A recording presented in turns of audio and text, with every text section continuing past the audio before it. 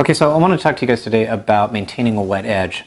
So let me start by saying I'm getting questions about cutting in and then rolling into that area.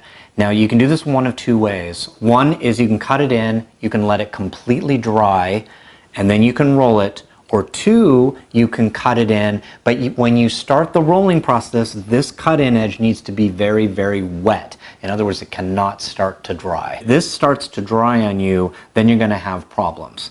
So today's paints, when I first started painting, paints had a lot of what it's called open time, and the open time is the amount of time before the paint actually starts to dry.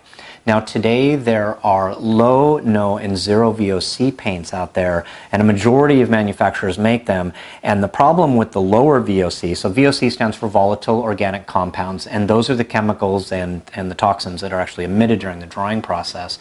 But with these lower VOCs, so they're much safer for the environment, but they have a tendency to dry really, really fast. So if you're trying to maintain a wet edge by cutting around the entire room and then rolling back into it, what's going to happen is that your cut-in edge is going to start drying on you, and if it's not completely dry by the time you roll into it, but it has started the drying process, what's going to happen is when you roll down this edge, right, so you cut in with the brush and then you roll down this nap is actually going to pull the drying paint up away from the wall, and it's going to dry like that.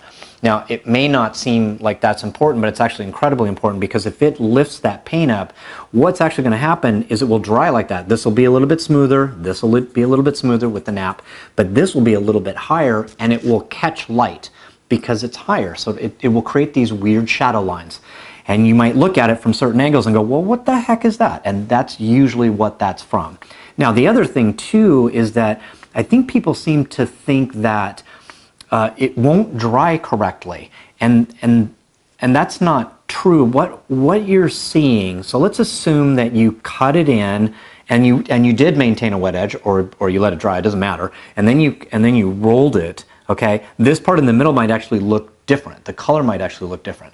Now remember, it's coming out of the same can, so it's not a different color. The problem is you have one coat here, and you have one coat here, and now you have two coats in the middle. So what you're probably seeing is the true color of the paint, and the way to solve that problem is to put another coat on. Now I use Benjamin Moore paint all the time, so I never have this problem. So if you're trying to cut in and roll and maintain a wet edge, do it really fast. Have 2 or 3 people doing it. Have somebody cutting in and somebody rolling so that you can do that. But my recommendation is cut it all in, let it dry, and then roll.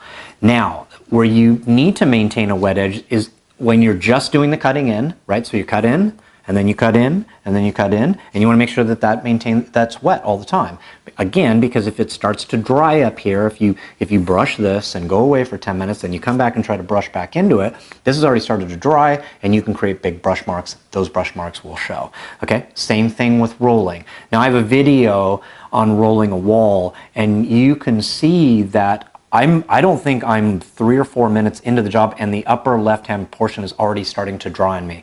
So when you're rolling, you need to kind of keep moving, and yes, you do need to maintain a wet edge, because if you don't maintain a wet edge and you go back into it, again, you're going to lift that paint off, and it could cause problems.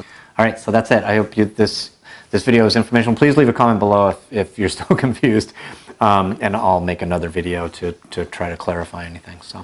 And if you're not a subscriber, I hope you think about subscribing to my channel. Okay, thanks.